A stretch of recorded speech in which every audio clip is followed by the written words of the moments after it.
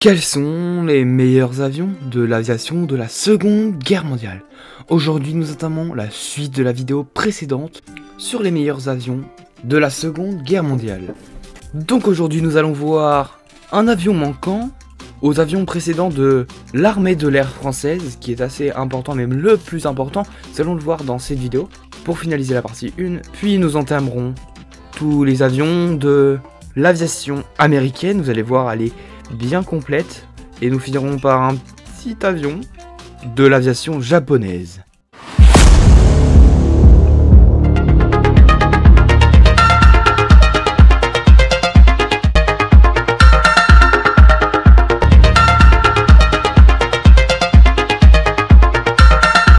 Et bien avant que la vidéo commence, j'aimerais vous expliquer que je fais cette partie 2 tout simplement grâce à mes anciens commentaires de la partie 1 qui m'ont un peu conseillé, si puis-je dire, certains avions que j'avais oubliés dans la partie 1, et donc aujourd'hui je refais une seconde partie.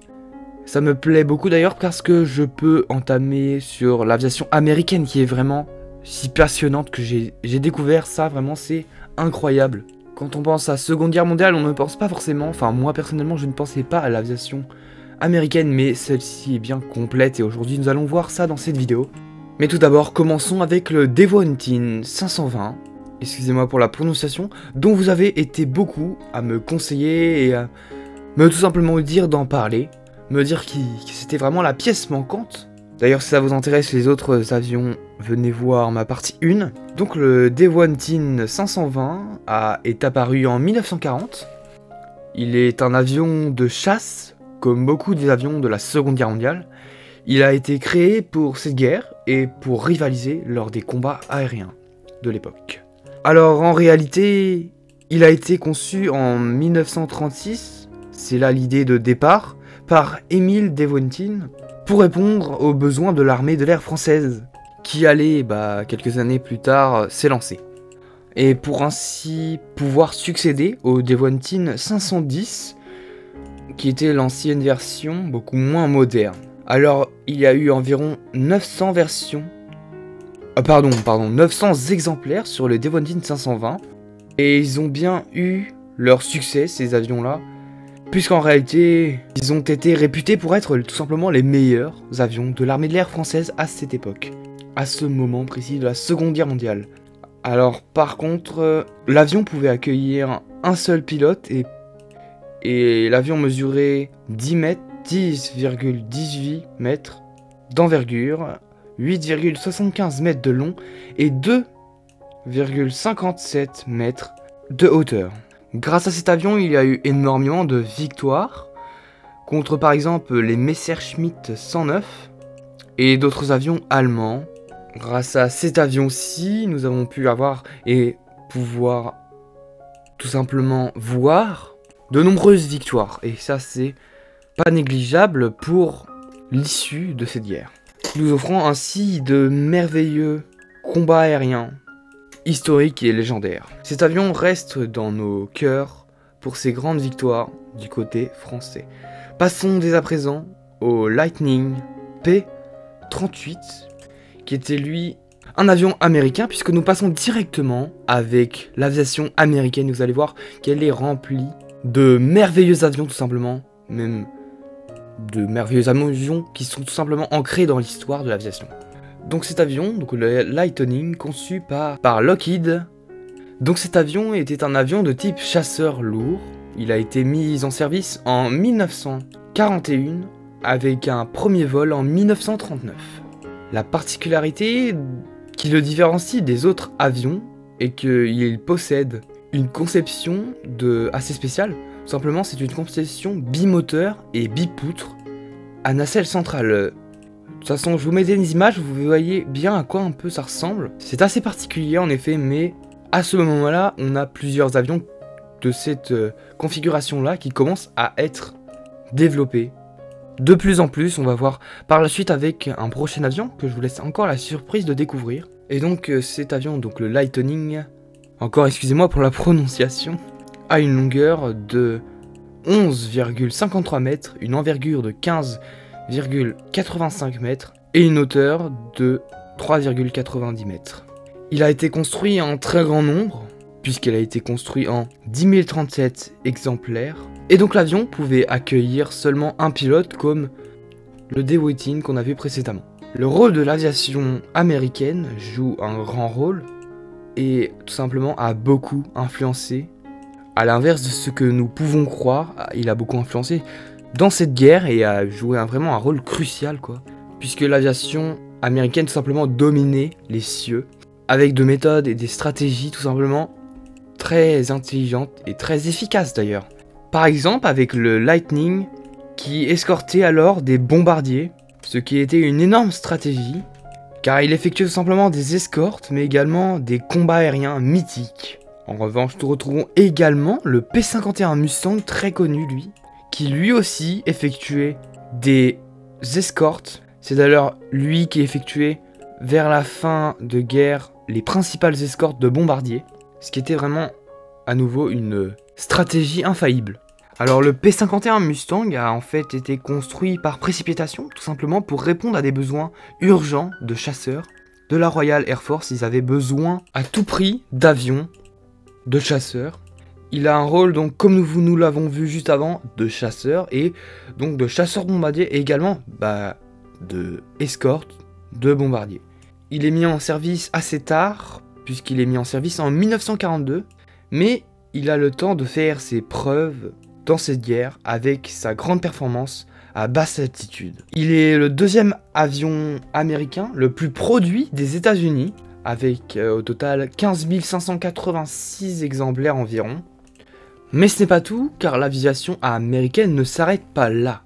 Car il y avait énormément d'avions présents lors de cette seconde guerre mondiale, mais je vais encore en citer deux derniers.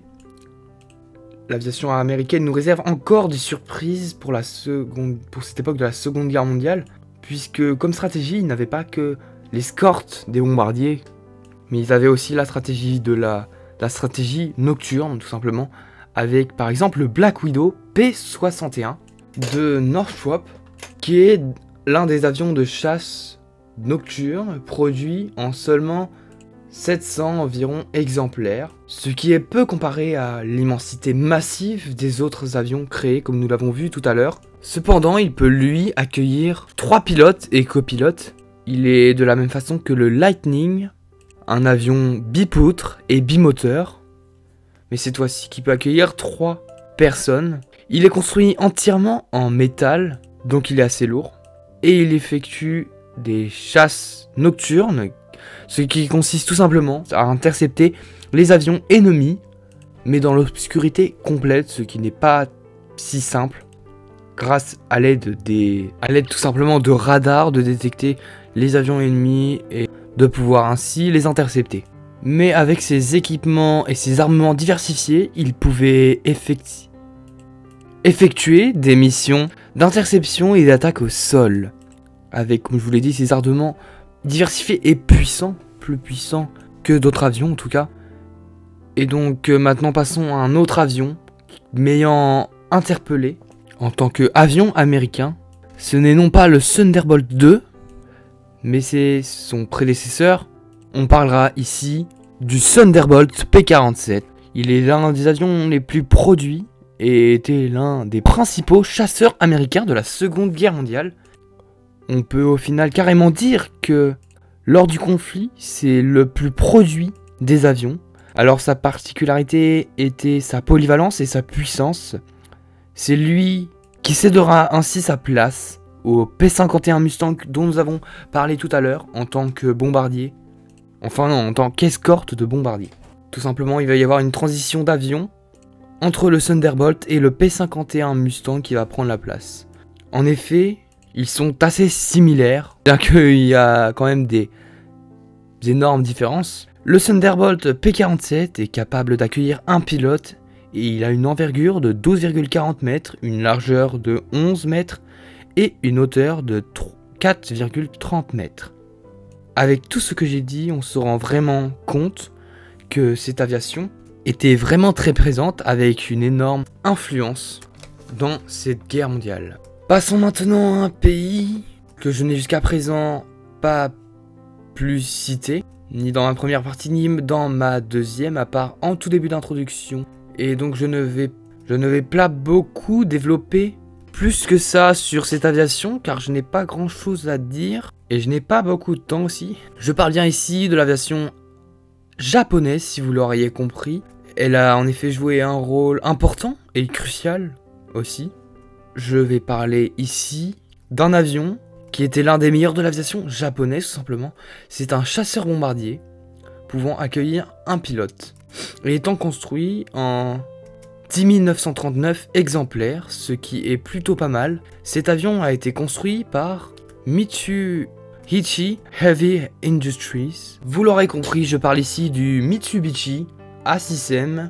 Et donc il a une envergure de 11 mètres, une longueur de 9,12 mètres et une hauteur de 3,50 mètres. Le rôle de cet avion était plus précisément le combat aérien, car il a en fait dominé les combats aériens lors de ses principaux combats, et il a également effectué des attaques stratégiques. Il était très polyvalent. Donc voilà un petit peu pour cet avion. N'hésitez pas à me dire si par hasard je peux faire une partie 3 pour plus de détails peut-être sur une autre aviation. Ou dites-moi si à l'inverse ça fait trop de faire plusieurs épisodes comme ça. Et donc avec tout ça, on se rend compte que l'aviation japonaise n'est en fait pas négligeable non plus. Bon, bien sûr, on n'a pas eu beaucoup de preuves, pour l'instant on n'a qu'un seul avion. Mais bien sûr, elle mérite, cette aviation, que l'on en parle beaucoup plus. Mais malheureusement, c'est déjà la fin de cette vidéo, et donc je n'ai pas le temps d'en faire d'autres avions ou d'autres aviations. Bien qu'il y aurait d'autres aviations qui mériteraient au moins d'être citées, ou au moins qu'on en parle un petit peu plus que ça. En tout cas, si la vidéo vous aura plu, n'hésitez pas à lâcher des petits pouces bleus. Et sur ce, moi je vais vous dire à la semaine prochaine. N'hésitez pas à me parler en commentaire de ce que vous souhaitez qu'on fasse. Et oui, et sur ce, moi je vous dis à plus dans une prochaine vidéo.